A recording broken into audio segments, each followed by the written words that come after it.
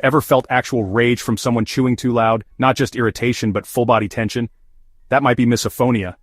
It's a real neurological condition where everyday sounds trigger extreme emotional reactions. Chewing, pen clicking, breathing, lip smacking. Sounds most people ignore, but your brain can't tune them out. For some it feels like panic. For others it's instant anger. It's not dramatic.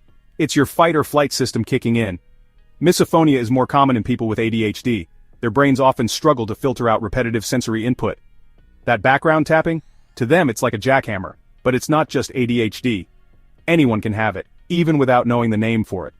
Some don't realize it until one tiny sound ruins dinner, a meeting, or a relationship.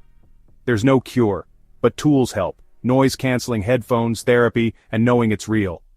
Hit like if you've ever hated a sound that no one else even noticed.